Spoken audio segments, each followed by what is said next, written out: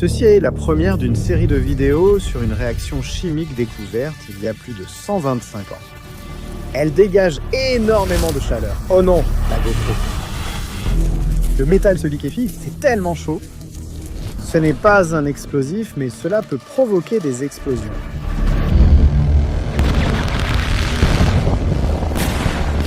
C'est fou! Mais les réactifs sont tellement inertes qu'ils peuvent résister indéfiniment à un chalumeau. Tu penses que ça va me sauter au visage? En fait, quand les réalisateurs hollywoodiens voulaient imiter une bombe nucléaire, ils choisissaient cette réaction. Mais dans son utilisation la plus courante, restée pratiquement inchangée depuis plus d'un siècle, elle a permis de déplacer des milliards de personnes à travers le monde. À la fin des années 1800, Karl et son jeune frère Hans Goldschmidt se préparaient à rejoindre l'entreprise familiale. Leur père possédait une usine chimique qui fabriquait des colorants pour tissus. Ils ont donc étudié la chimie sous la direction de Robert Bunsen, connu pour le bec Bunsen.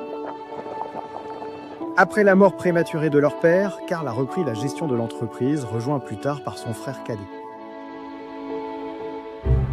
L'un des premiers grands objectifs de recherche de Hans était de trouver un moyen de produire des métaux purs. Ces métaux étaient essentiels pour fabriquer des colorants utilisés dans tout, des vêtements et nappes jusqu'au papier peint. À cette époque, il était ardu de trouver de bons colorants. La plupart étaient pâles et s'estompèrent davantage après usage. Certains nécessitaient la collecte de grandes quantités d'insectes exotiques. De nos jours, nous considérons la couleur comme acquise. Mais dans ce monde terne, les gens étaient prêts à payer cher pour des teintures vives et résistantes. L'une de ces teintures, c'était le verre de Scheele, qui était chimiquement de l'arsénite de cuivre. Comme son nom l'indique, il était toxique, même si le degré exact de toxicité fait débat. Pourtant, il est devenu la teinture verte dominante à la fin du 19e siècle, car sa couleur était inégalable. Le rouge des manteaux des officiers de l'armée britannique était obtenu à partir de cochenille, un insecte d'Amérique centrale mélangé à de l'étain. L'ajout d'étain rendait la couleur plus foncée et plus intense, ce qui faisait que la demande en métaux purs était forte. Ils avaient de l'expérience dans la purification des métaux en les dissolvant dans des solutions, des acides et d'autres substances. La solution de cyanure entrante continue de dissoudre les particules d'or restantes dans le sable après l'amalgamation et les liquéfie. Puis travailler avec les sels, purifier les sels, puis réduire les sels à leur état métallique. Et chaque étape que vous franchiriez poserait alors à nouveau des problèmes, n'est-ce pas? Pour les réduire dans un four, vous devez gérer tous les gaz de combustion et la contamination par le carbone. Et il est très difficile de séparer les métaux les uns des autres. Ils forment donc principalement un cristal mixte, non? Comme un alliage? Comme un alliage, ouais. Ils deviennent tous, en quelque sorte, une seule substance qui a un seul point de fusion. C'est pourquoi il faut prendre certaines mesures pour les séparer. Alors Hans a eu une idée novatrice. Il allait faire réagir un oxyde métallique, comme l'oxyde de chrome, avec du métal aluminium. Et il espérait que l'oxygène changerait de partenaire, formant de l'oxyde d'aluminium et du chrome pur.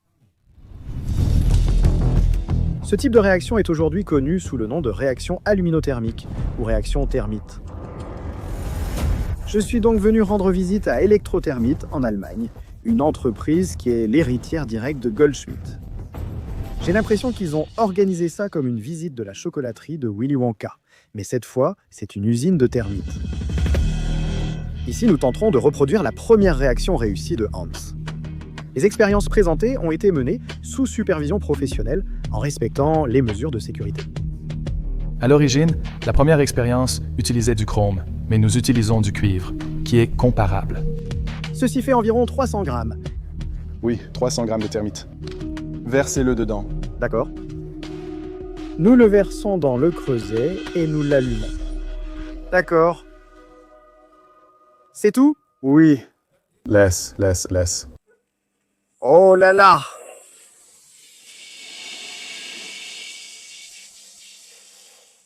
C'est comme des feux d'artifice. C'est époustouflant. Eh bien, tu paries qu'il a été surpris quand il a vu ça.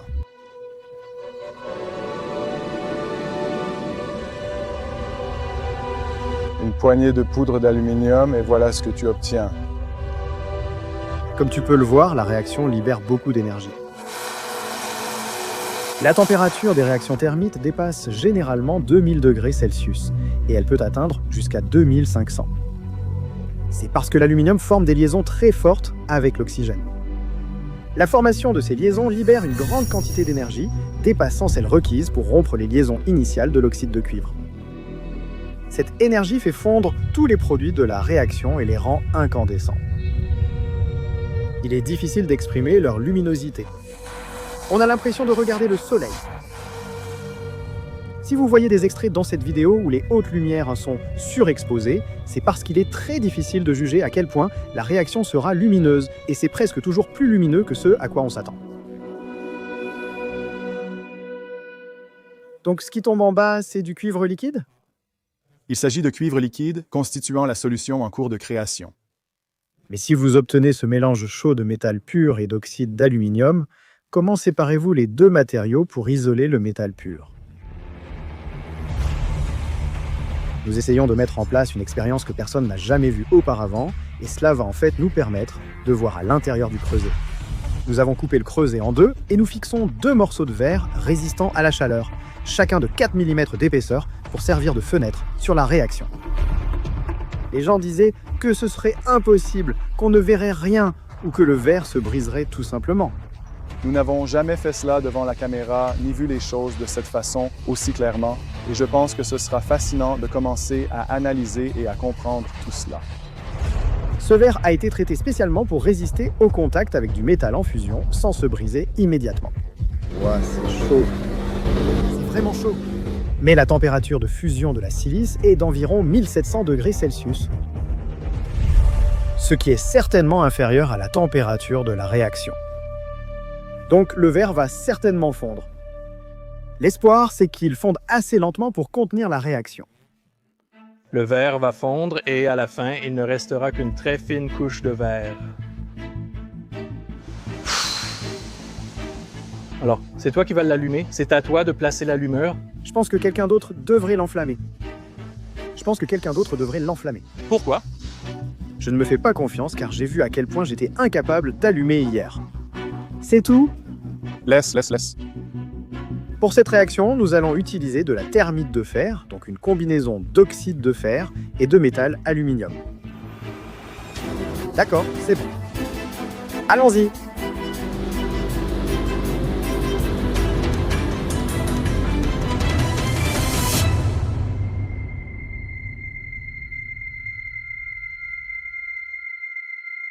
Mon Dieu.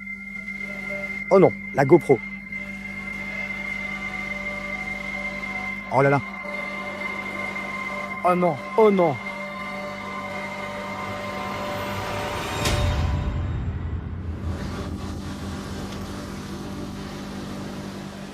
C'est la fin de la GoPro. La réaction commence à l'allumeur et se propage dans toutes les directions. Pour moi, on dirait presque des fourmis ou de la moisissure. La propagation semble organique. Tu vois une pulsation? Oui. Boum, boum, boum. C'est vivant. Ouais, c'est ce qu'on dirait.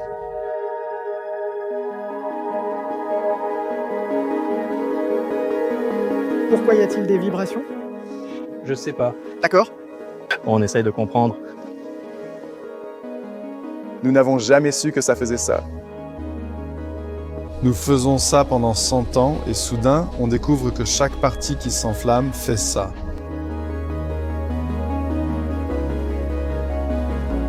Penses-tu que du gaz s'échappe vers le haut? Et c'est presque ce qui provoque les pulsations, comme si un gaz se réchauffait puis montait d'un coup, laissant de la place pour le suivant. C'est ce qu'on dirait voir ici. Ouais. Ouah, c'est chaud. C'est vraiment chaud. Je voulais voir de plus près. Alors je leur ai demandé de mettre un peu de thermite sur une plaque de verre et ensuite je filmerai par en dessous avec cette lentille sonde. Je suis prêt. D'accord, on tourne.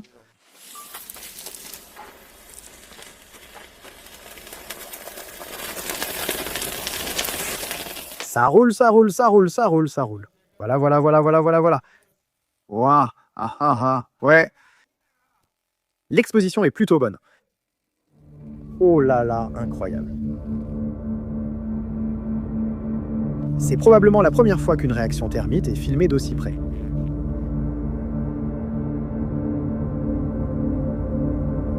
On peut voir que la réaction se déroule par à-coups.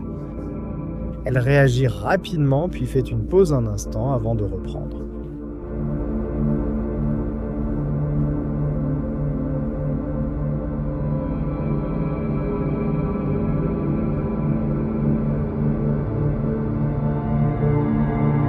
Je peux le prendre? Bien sûr. Oui, prends-le. Oh là là! J'ai deux idées sur la raison pour laquelle cela pourrait être le cas. Premièrement, la thermite est un mélange de grains, de grosses particules, d'aluminium et d'oxyde de fer. Et ils doivent être présents dans les bonnes proportions pour réagir efficacement. Peut-être qu'une petite zone réagit là où le rapport est légèrement moins idéal, jusqu'à ce que la chaleur s'accumule suffisamment pour déclencher la réaction dans la zone suivante. Ma deuxième idée, c'est qu'il y a de l'air entre les grains. La réaction chauffe l'air qui se dilate, augmentant la pression entre les grains et repoussant peut-être une partie du matériau non réagi loin de la zone de réaction. Une fois l'air échappé, la zone suivante peut s'enflammer. Une fois que toute la thermite a réagi, les choses deviennent vraiment violentes. Le métal en fusion est éjecté du haut du creuset et à l'intérieur, le liquide éclabousse partout. Cela pourrait être dû à l'ébullition de certains matériaux qui passent en fait de l'état liquide à l'état gazeux. Il peut sembler étrange d'imaginer des métaux en ébullition, mais l'aluminium bout à environ 2500 degrés Celsius. Le fer bout au-dessus de 2800 degrés Celsius. Et il y a d'autres éléments dans le mélange comme le manganèse qui bout à seulement 2000 degrés Celsius. Une fois que cette ébullition s'arrête, le liquide se stabilise et c'est là que vient la clé pour obtenir un métal pur. La densité du fer liquide est plus de 2 fois supérieure à celle de l'oxyde d'aluminium liquide. Donc le fer se dépose au fond, tandis que l'oxyde d'aluminium flotte à la surface. Lorsque le métal fond et traverse le fond du creuset, le premier liquide à s'écouler est le fer. Ce n'est qu'une fois que le fer s'est écoulé que l'oxyde d'aluminium, ou scorie, le suit. On peut réellement voir le passage du fer à l'oxyde d'aluminium. Le fer liquide a une viscosité semblable à celle de l'eau, donc on peut le voir sortir et éclabousser, puis la scorie commence juste là. Oui, ça sort de façon fluide, impressionnant. Waouh! Et ça, c'est plus comme du miel chaud. Oui, tu peux vraiment le voir.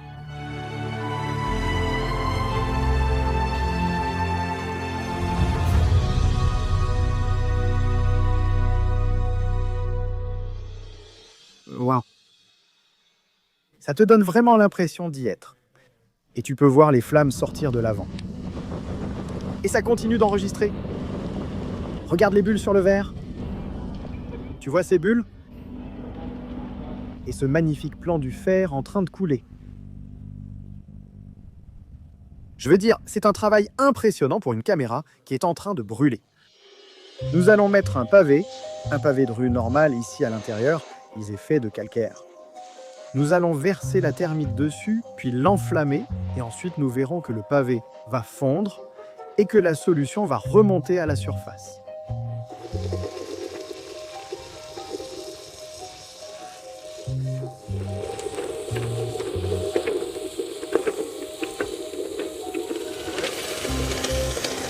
C'est comme si ça se brisait en morceaux. Ça fait pas mal de lave. Tu l'as vu? Oh oui. Les pierres ordinaires comme les pavés remontent à la surface, tout comme la scorie, tandis que le métal plus dense tombe au fond. Et c'est la clé pour produire un métal de haute pureté dans le creuset. Ainsi, Hans Goldschmidt avait mis au point un procédé pour fabriquer des métaux purs, comme le chrome, le cuivre et le fer. C'était excellent pour la chimie et les colorants, mais Hans pensait que cela pouvait avoir des applications encore plus vastes. Il a breveté le procédé en 1895 et l'a rédigé pour publication. Il a écrit « La procédure que j'ai ici est, dans son principe, si extraordinairement simple que j'aurais à peine pris le temps de la présenter, si ce n'était pour ses effets surprenants et extraordinaires. La termite était une solution en quête de problèmes. L'une des premières applications de la termite était de souder des pièces métalliques dans des lieux reculés. Partout où vous avez besoin d'une soudure très solide, très fiable, dans une zone un peu isolée où vous n'avez pas le luxe d'apporter, vous savez, des tonnes d'équipements et de matériel de soudage, la termite est utile. Saviez-vous que parmi les premiers clients figuraient des compagnies maritimes? Quand un arbre se cassait au milieu de l'océan, à l'époque, vous étiez perdu, et maintenant, avoir la termite pour pouvoir au moins réparer ça d'une manière qui vous permettait de rentrer chez vous était vraiment très utile. C'était la possibilité de réparer quelque chose ou de réparer des fissures dans des blocs moteurs et d'être super mobile avec ça. Parce que, comme convenu, 2 gars et un seau sont nécessaires. Dans ce cas, la termite de fer produirait plutôt de l'acier que du fer pur. Cela a été fait en incluant du carbone et d'autres éléments d'alliage dans la poudre de termite. Personne n'a besoin de fer pur. Le fer pur est en fait inutile. Il est très mou. Il se corrode immédiatement, même à l'air sec, et personne ne voudrait ça, n'est-ce pas? Il vous faut du fer avec un peu de carbone dedans. Exactement. Il vous faut du fer avec un peu de carbone. Cela en fait de l'acier. La plupart de la termite produite de nos jours est de la termite d'acier. Vous avez cette usine métallurgique que vous pouvez déplacer où vous voulez. Après la guerre froide, nous utilisions principalement la termite pour détruire des éléments comme les canons de chars. En gros, vous avez une portion de termite que vous insérez dans le canon du char, puis vous l'allumez. Cela souderait le canon, le détruirait et le rendrait complètement inutilisable. Ce sont tous des types d'armes ou de matériel qui n'étaient plus utiles et que nous détruisions avec de la termite. Parce que c'est très rapide et très sûr. Et c'est très définitif. Et c'est irréversible. Une fois que vous l'avez inséré, il n'y a absolument aucun moyen de réutiliser cette arme. Une application moderne du termite consiste à utiliser la chaleur générée pour détruire des informations. Au-delà de la température de Curie, les aimants perdent leur magnétisme. Les données sur les disques durs magnétiques exposés à des températures élevées deviennent irrécupérables. Ceci ressemble à une forme très différente de termite. J'ai l'habitude de la voir sous forme de poudre. Avant, on séchait aussi la poudre. Puis-je la prendre? Oui. C'est comme un carreau normal. Oui. Passe-le.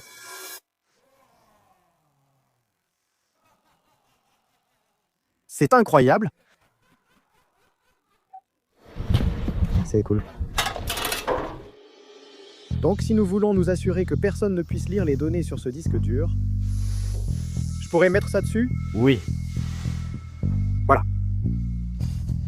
Lorsque nous allumons le creuset, nous avons cette température élevée pendant un court instant.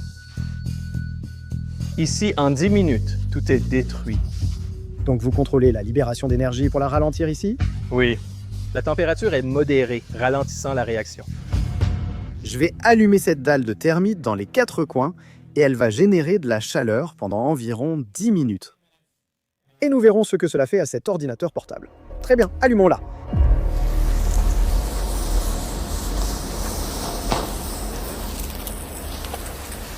Oh. J'aime ça. Tu vois comme ça dégouline? Ouah, c'est un effet totalement différent.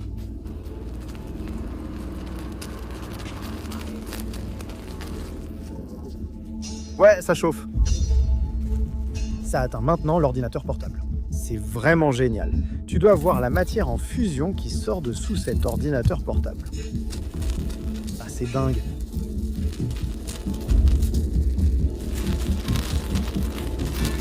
Après avoir vu autant de termites, c'est une version totalement différente.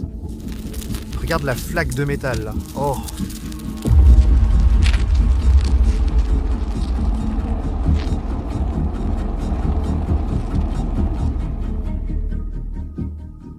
Personne ne récupérera de données de cet ordinateur portable. C'est génial. Je ne m'attendais pas à voir le logo dans la termite. Est-ce que je peux le soulever? Bien sûr. Vous pourriez penser, vu la quantité d'énergie dégagée, que la termite pourrait être utilisée comme explosif, mais en réalité, ce n'est pas du tout adapté à cet usage. Ce qui rend la thermite si intéressante et si importante, c'est qu'on peut la contrôler très facilement. Si vous avez une explosion, vous pouvez assez bien calculer l'énergie dégagée et dire que vous obtenez, par exemple, X mégajoules, mais il est très difficile de déterminer sur quelle durée cette énergie est libérée. Peut-être qu'une des raisons pour lesquelles ce n'est pas explosif, c'est que lors des réactions explosives, vos réactifs sont généralement des solides, et les produits sont des gaz qui évidemment se dilatent beaucoup et créent beaucoup de pression. Mais dans ce cas, à la fois les réactifs et les produits sont des solides ou... Des solides, oui, c'est ça. Vous avez tellement de contrôle sur ce qui se passe. J'ai l'impression d'avoir rattrapé un coup de soleil à cause de ça. Cette propriété permet de démolir des structures là où des explosifs causeraient trop de dégâts. En 1933, 4 semaines après qu'Adolf Hitler soit devenu chancelier de l'Allemagne, le bâtiment du Reichstag à Berlin a été incendié et il ne serait entièrement réparé que 24 ans plus tard. Mais le dôme en acier calciné avait perdu son intégrité structurelle et devait être retiré. Des explosifs conventionnels auraient causé des dommages irréparables au reste du vieux bâtiment. Ainsi, le 22 novembre 1957, des charges de thermite ont été fixées au dôme, et lorsqu'elles ont été allumées, elles ont fait fondre l'acier, qui est tombé proprement dans l'ancienne salle plénière en dessous, permettant ainsi d'achever les réparations. Des applications comme celle-ci sont possibles grâce au contrôle minutieux de la réaction de la thermite. Ils ont tellement bien dosé les ingrédients que vous pouvez en fait allumer de la thermite à l'intérieur sans craindre que du métal en fusion ne vole partout. Ce mélange contient quelques morceaux d'acier pur. Ils ne participent pas à la réaction, mais ils absorbent la chaleur en fondant, ce qui aide à contrôler la vitesse de la réaction et la température atteinte. Voilà. D'accord. C'est ça. C'est tout? Je ne pense pas que c'était dedans. Oh là là! Waouh! Waouh! En le regardant à travers des lunettes noires, on dirait un muffin au maïs ou un truc du genre. L'un des paramètres vraiment importants à contrôler, c'est combien de temps après le début de la réaction, le métal commence-t-il à s'écouler par le bas du creuset.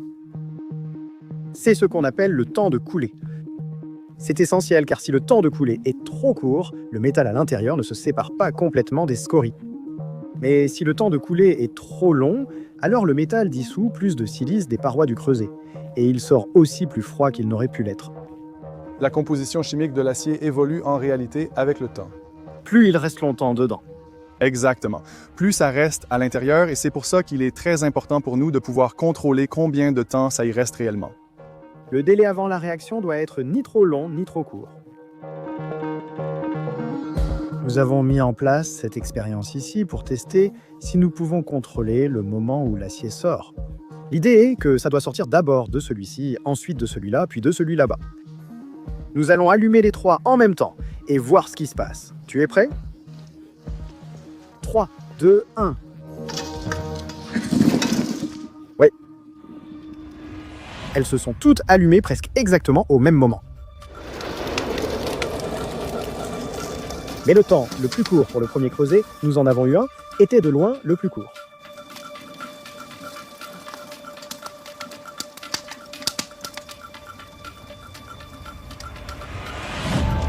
Deux.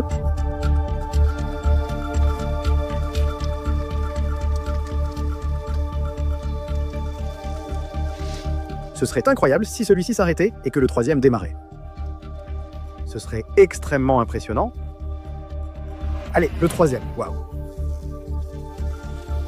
Oh, c'est génial, c'est fantastique.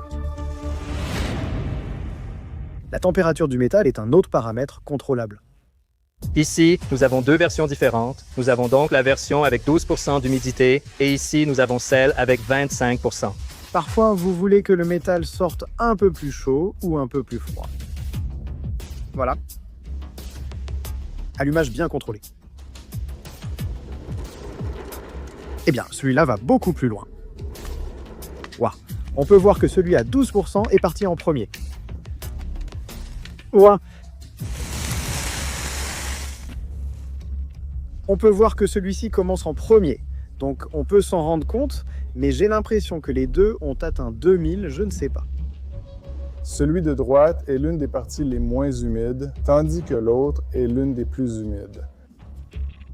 Nous pourrions modifier radicalement les températures dans les deux sens, un peu plus haut et beaucoup plus bas. Tout ce contrôle est obtenu en ajustant soigneusement le mélange de thermite. Ceci est le point de départ de la fabrication de la thermite. Environ 1 ou 2 fois par jour, un camion vient et dépose ceci.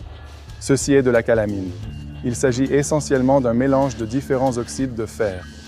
Lorsque vous laminez l'acier à chaud, la surface de l'acier est très réactive parce qu'elle est tellement chaude. Et comme il y a énormément d'eau pour refroidir les rouleaux, la surface s'oxyde super vite et ça forme de la calamine. Et ensuite, ils utilisent des jets d'eau pour l'enlever de la surface de l'acier. Et pour le laminoir, c'est juste un déchet, non?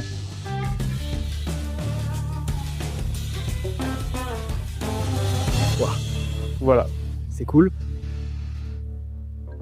La calamine provenant de l'extérieur arrive ici, puis elle est séchée. Parce que la thermite et l'eau, ce ne sont pas vraiment des amis, et il faut que la calamine soit aussi sèche que possible, puis qu'elle reste sèche. Voilà comment on la sèche. L'oxyde de fer est secoué le long de la rampe en spirale jusqu'à l'étage supérieur. Et là, les particules sont séparées selon leur taille et leur composition avant d'être mélangées à de la poudre d'aluminium. Ça aussi, ça doit être très sec, j'imagine. Ce n'est pas vraiment un problème ici parce que de la façon dont c'est fabriqué, ça ne contient pas d'eau. Avec l'oxyde de fer, Il est pulvérisé par les jets d'eau. nous devons contrôler tous les éléments réactifs, c'est-à-dire l'oxyde de fer et l'aluminium, pour nous assurer que chaque portion ait une réactivité bien définie. Nous obtenons alors la réaction désirée et les propriétés chimiques recherchées dans l'acier. Vous utilisez ce mot portion. Portion est le terme approprié dans ce contexte. Une portion, c'est en gros un sac de thermite. Pas de caméra. Ce gars enfreint constamment les règles. Les portions sont donc emballées individuellement et stockées en entrepôt. Ceci est un de nos nombreux entrepôts. Et ce n'est même pas le plus grand. Puis-je vous poser une question ici? D'accord, hier nous avons vu qu'il y a une quantité énorme d'énergie dans la thermite. Et dans cet entrepôt, il y a une quantité énorme de thermite. Alors la question pour vous est, est-ce que cela présente un quelconque danger? C'est une question légitime? C'est une question légitime. Ils ont organisé cette démonstration pour moi, afin que je vois à quel point la thermite est sûre à manipuler. Ils veulent que j'essaye d'enflammer ce creuset plein de thermite avec des sources d'allumage de taille croissante. Mais je n'étais pas entièrement convaincu que c'était une bonne idée. Peut-être que tu peux m'aider à l'enflammer. Il est où, Christophe? Au fait, as-tu essayé ça? Non? Vu les circonstances, je te fournirai un équipement de sécurité. Je suis sûr à 95% que tu ne peux pas l'enflammer. 95? Voilà, ça c'est de l'équipement de sécurité. Donc une chance sur 20. C'est comme ça qu'on va faire. C'est une combinaison anti-feu.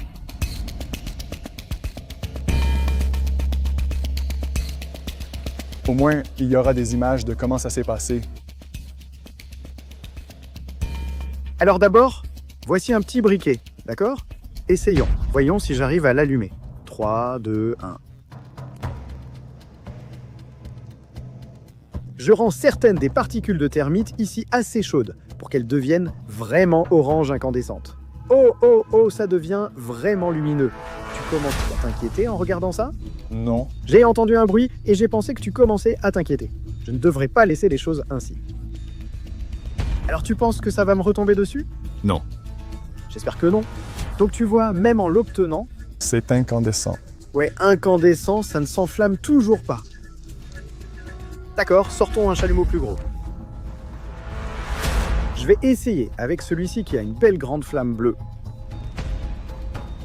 Et j'ai l'impression que ce n'est pas aussi chaud que l'autre briquet. Donc j'obtiens un peu d'orange là. Mais à peine. On va devoir sortir les gros moyens. D'accord, on y met le feu dans 3, 2, 1.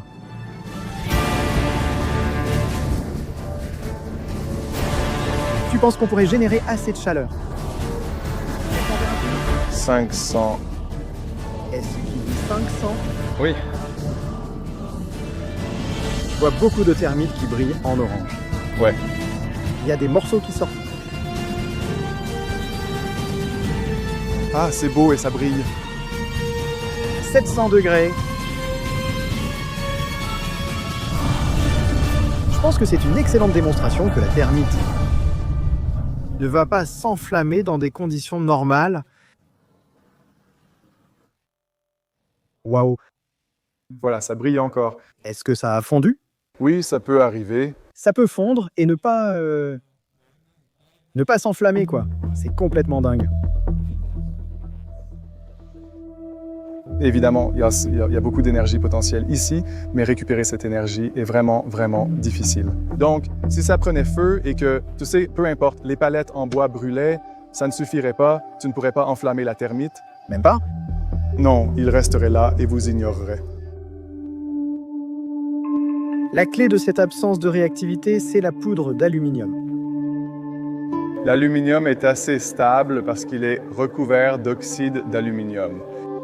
Et seulement s'il est chauffé de façon si violente que cette couche se décompose en un grand nombre de particules, alors la réaction peut commencer. Donc, l'oxyde d'aluminium était comme le secret qui empêche la thermite de réagir. Exactement, le seau. Cette réaction a une énergie d'activation très élevée, donc on ne peut pas l'allumer avec un briquet ou un chalumeau au propane. D'accord? Nous utilisons des allumeurs à hydroxyde de barium, comme dans les cierges magiques. Bonne année! La chaleur est suffisante pour traverser l'oxyde d'aluminium et initier la réaction. Nous voulons nous assurer que la température d'allumage est suffisamment élevée pour que vous ne puissiez l'allumer que délibérément. Parce qu'une fois que c'est parti, Je vais appuyer sur le bouton dans 3, 2... impossible de l'arrêter.